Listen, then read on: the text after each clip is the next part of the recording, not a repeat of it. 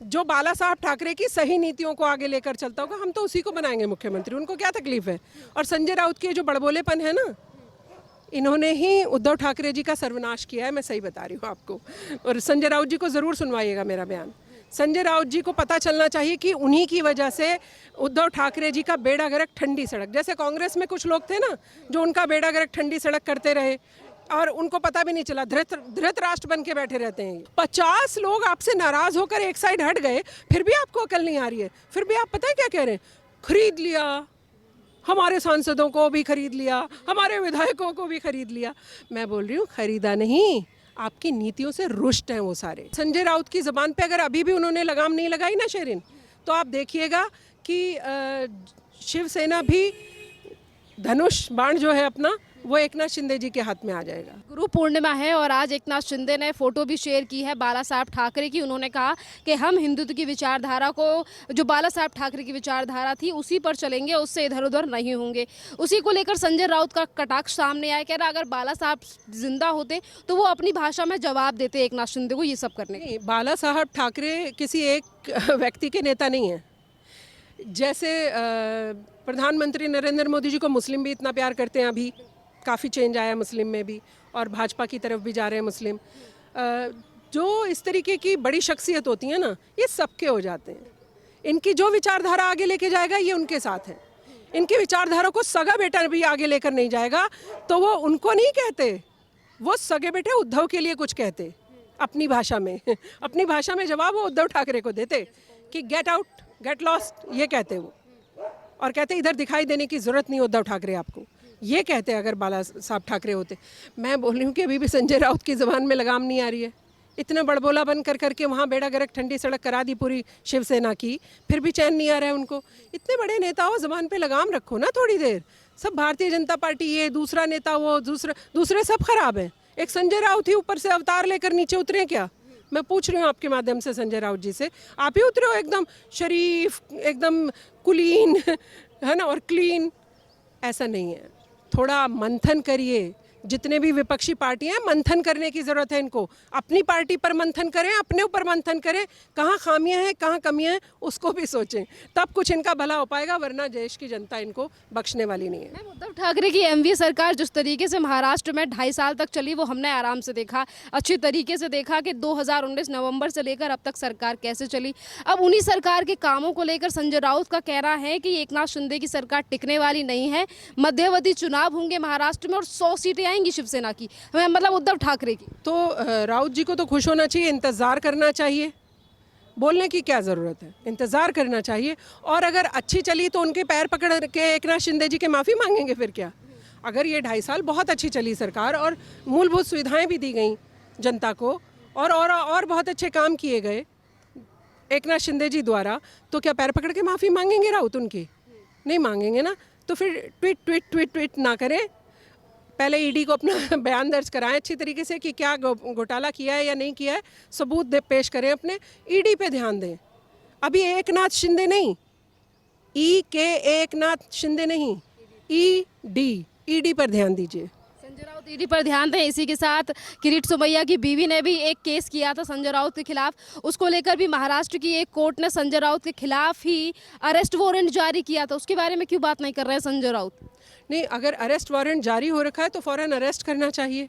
संजय राउत तो बताएंगे नहीं कि आइए मेरा अरेस्ट वारंट निकल गया, मुझे पकड़ लीजिए। वो तो बल्कि सोचेंगे इसके बारे में बात ही ना की जाए। ये तो शेरिन आपके माध्यम से ही कई लोगों को, जब लोग वीडियोस देखेंगे तब पता चलेगा प्यारा हिंदुस्तान के माध्यम से कि उनके खिलाफ कोई वारंट भी निकला हुआ है। तो आप जानकारी दे रही हैं, ये बड़ी जानकारी दे रही हैं आप। आपका शुक्रिया, आपने ये जानकारी दी ताकि हम अब ये मुद्दा भी उठाएं कि जो वारंट निकला हुआ है तो अरेस्ट होने चाहिए। वो खाली ट्वीट करे जा रहे हैं बैठकर। तो वो जो अरेस्ट करने वाले लोग हैं उनको निर्भीकता के साथ जाके उन्हें पकड़ना चाहिए और जेल की हवा खिलानी चाहिए। शायद जेल का दाना पानी खाकर ट्वीट पे तो कम से कम उनके रोक लगी जाएगी। किस तरीके से देख रही है मैम, क्योंकि अब एमवी सरकार जा चुकी है महाराष्ट्र से, पर संजय राउत का जो थोड़ा सा घमंड है या फिर जिस तरीके की उनकी बोली भाषा है उसमें अभी तक कोई बदलाव नहीं है। घमंड नहीं बचा है। और ये जो बोल रहे हैं ना, ये अब सिर्फ वो बड़बोलापन नहीं, खिसियानी बिल्ली जो खम्बा नोचती है कि अब खिसियानी बिल्ली रह गई हूँ, खम्बा नोचूंगी, तो वो अपना ये दिखा रहे हैं कि देखिए मैं तो नहीं डरा, देखिए मुझे तो कोई फ़र्क नहीं पड़ता, वो ये दिखाने की कोशिश कर रहे हैं, अंदर से अंतरात्मा उनकी भी हिली हुई है उनको भी पता है कि क्या होना है। अगर उन्होंने कुछ गलत कर रखा है तो उनको भुगतना पड़ेगा, वो अच्छी तरीके से जानते हैं। मैम, महाराष्ट्र में अब एकनाथ शिंदे की सरकार बन चुकी है, पर उसके बावजूद भी लगातार बयानबाजी जारी है संजय राउत की। कभी वो बोलते हैं कि ओटे वालों को मुख्यमंत्री बना दिया, कभी वो बोलते हैं कि शिवसेना का हाईकमान मातोश्री में है, प्रधानमंत्री मोदी से मिलने के लिए एकनाथ शिंदे दिल्ली में क्यों चले गए? शेरिन, मैं एक बात बोलूं, हम तो ऐसे ही ऑटो वालों को बनाएंगे मुख्यमंत्री। हमारे देश का तो प्रधानमंत्री चाय वाला है।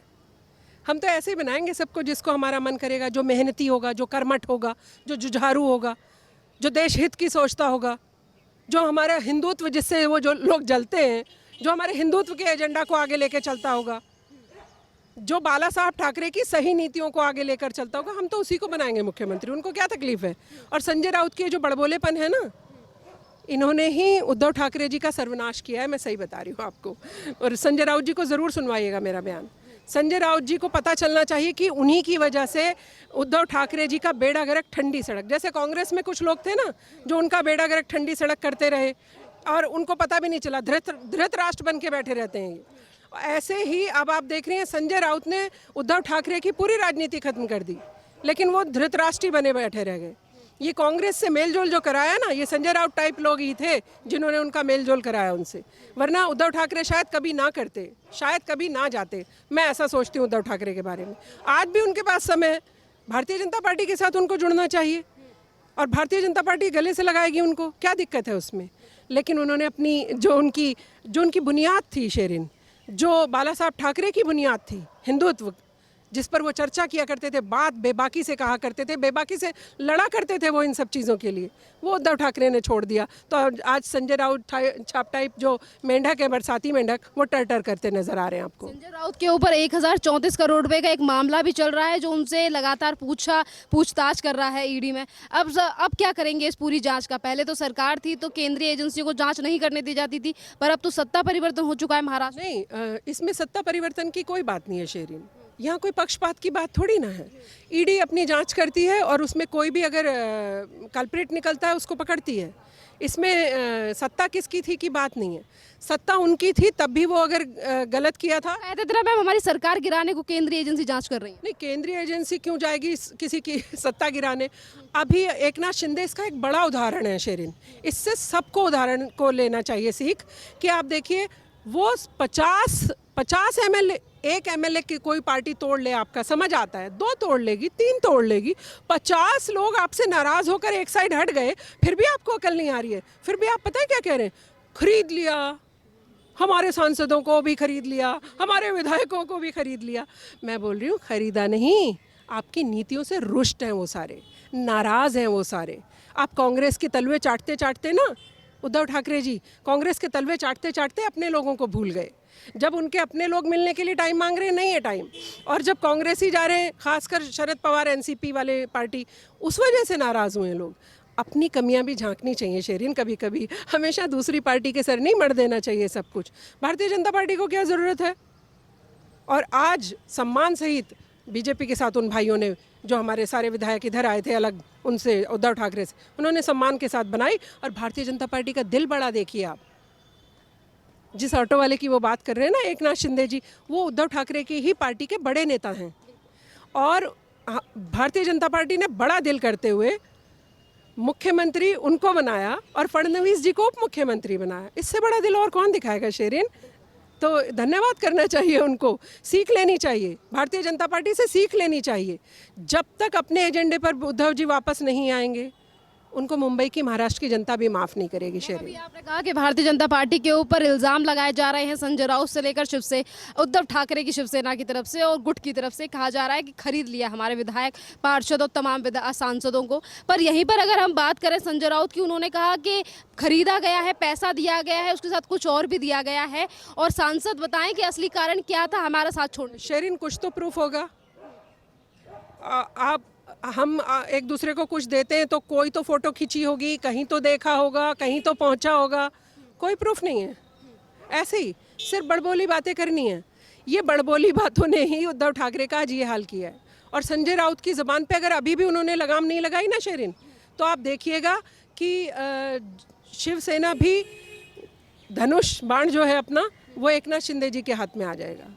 आज भी अगर उन्होंने संजय राउत की ज़बान पे लगाम नहीं लगाई, तो मैं बोल रही हूँ कि थोड़ा संयम रखना चाहिए। इतने बड़े नेता हैं, थोड़ा संयम रखना चाहिए, थोड़ा समझना चाहिए चीज़ों को। सीधा बस दूसरी पार्टी पर इल्ज़ाम लगा के वो जो खुद की कमियां थी उन्हें छुपाने की कोशिश नहीं करना चाहिए। ये तो अपनी कमियां छुपाने की बात है कि भाई मैं अपनी कमियां छुपा लूँ और दूसरे के ऊपर मढ़ दूँ।